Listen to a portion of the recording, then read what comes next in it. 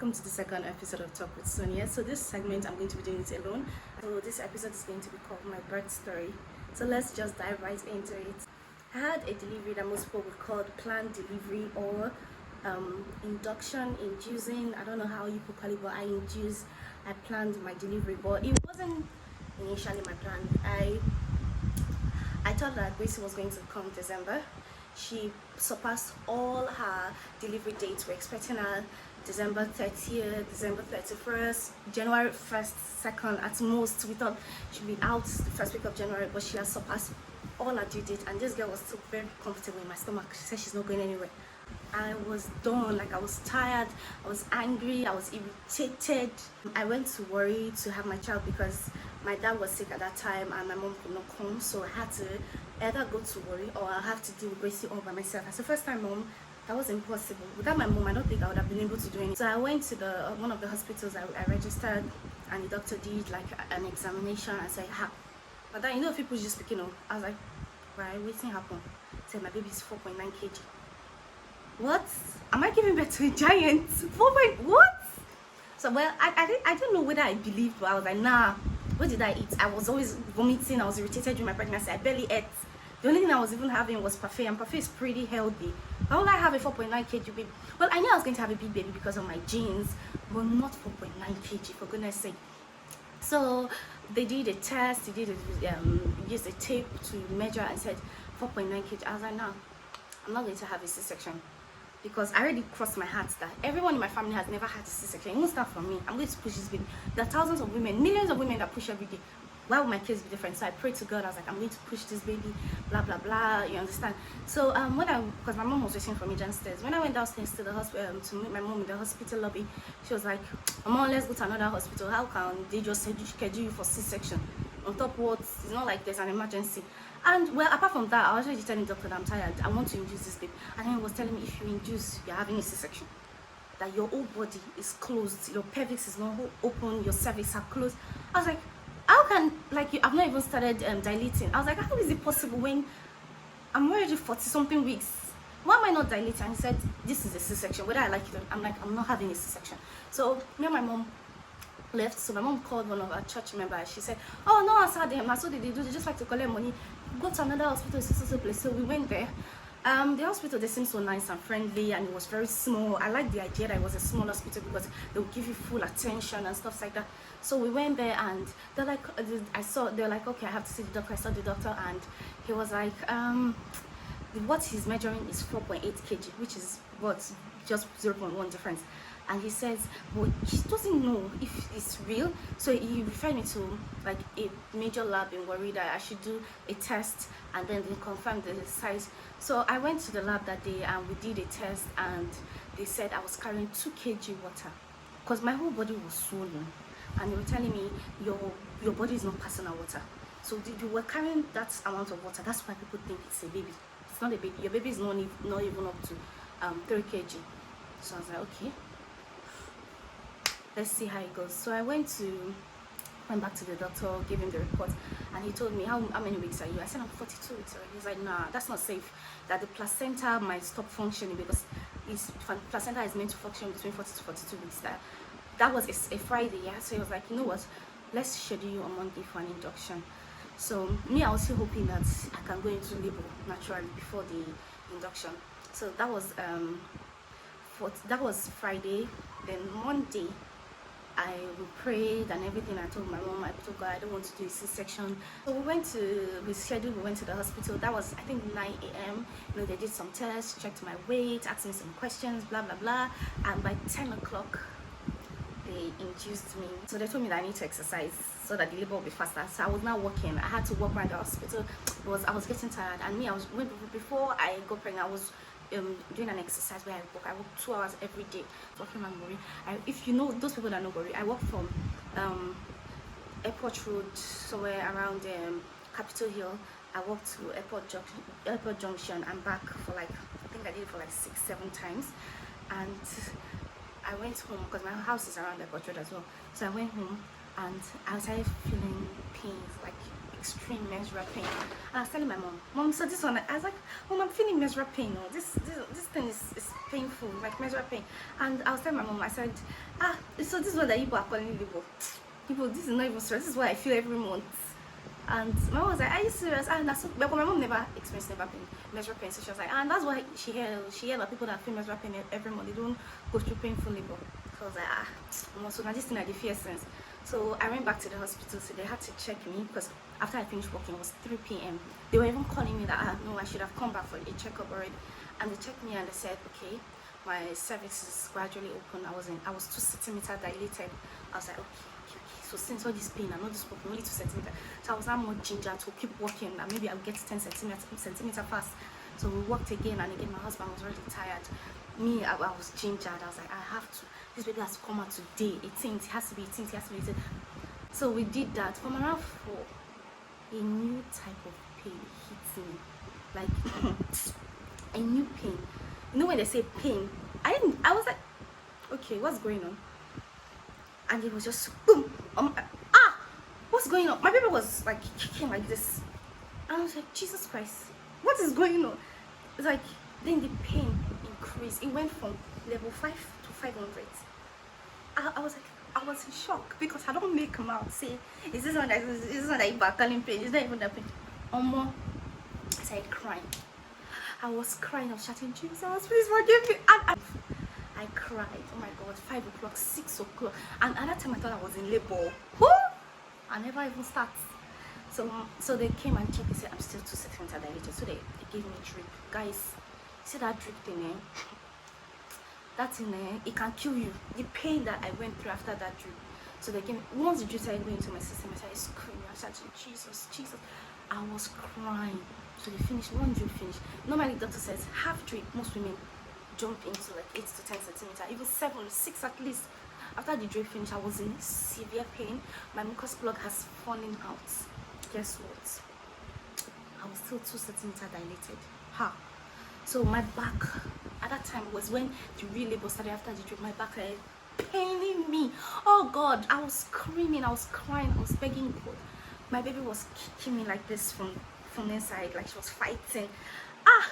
They checked her habit, checked everything. She was doing well. So at that time, they told me I can't walk again. I should come and rest. That was 7 o'clock. And the doctor, the nurses, they were all close. And I said, Madam, we didn't think you would stay this long.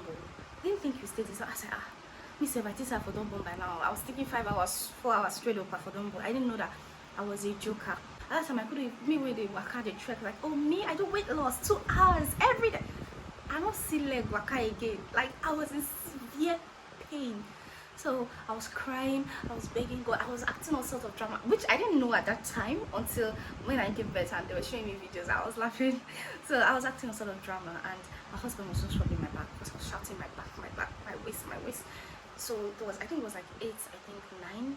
The doctor came again. He wanted to go home and he was like, I had to check before I go home. There's like an emergency doctor, and if by 10 I have not given birth, he will go home and the emergency doctor will take over, or they'll call him anytime that I've entered into like severe labor. So he checked again. You see that checking thing? See, there's no pain that's up to that.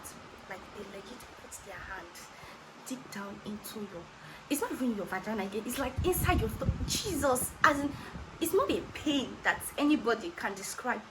The way they put their hand in to check how far dilated you are. I think I'm still traumatized from that delivery, and I'm traumatized, God forbid. So anyways, checked again and he said, Madam, you're still 2 centimeters dilated. Still 2 centimeters. So they did another drip. That thing was pain. And he went at around, I think 11 and 12. The nurse checked and she said, you're 3 centimeters dilated. And I was bursting into tears. I said, God, after how many hours? 3 centimeters. So I think around 1, I fell asleep. I don't know how. My husband was rubbing my back. If you take his hand off, I feel bites him.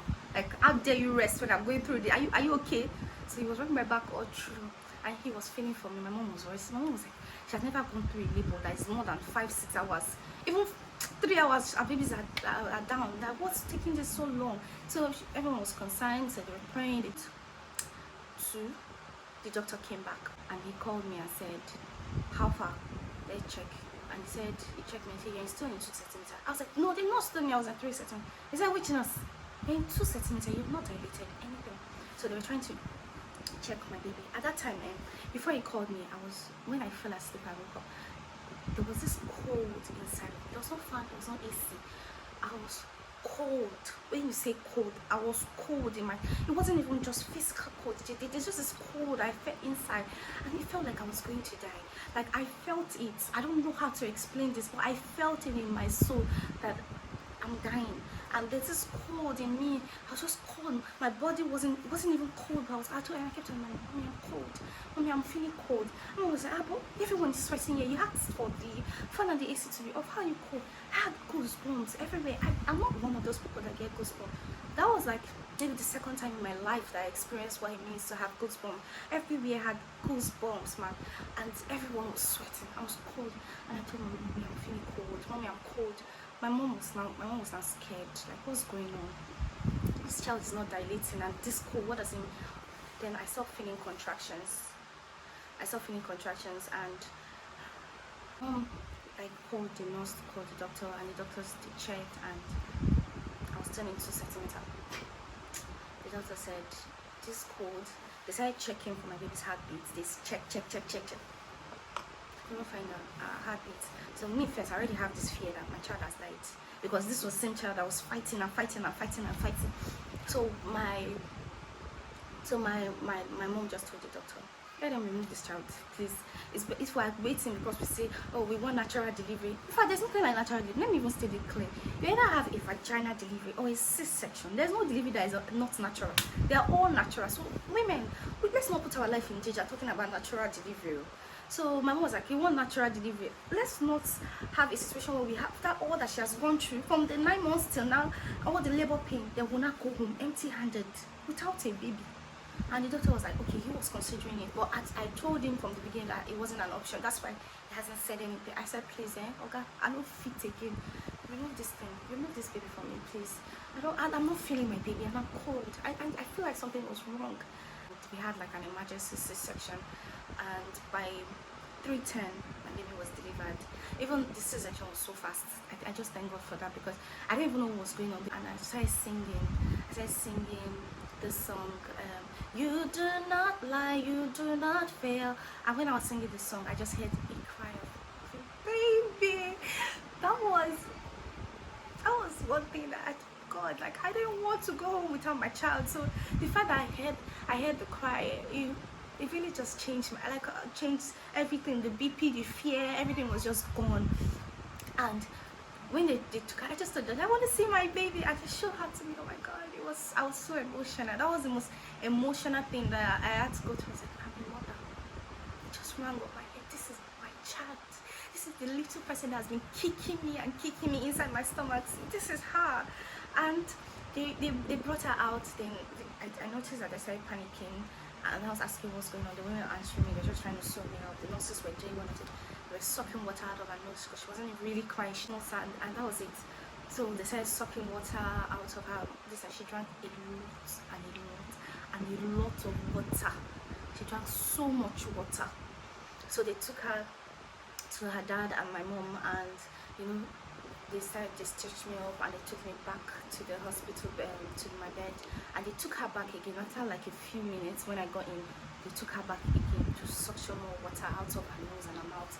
Like, I was getting scared again. I hope everything was fine. But when they brought her back, they said, okay, no, she's fine, but she was struggling to breathe at that time. I didn't know. So they put me to sleep and all of that, and that was my testimony. I think people should not be taking delivery for granted, because people give birth every day. It's not something that is a joke.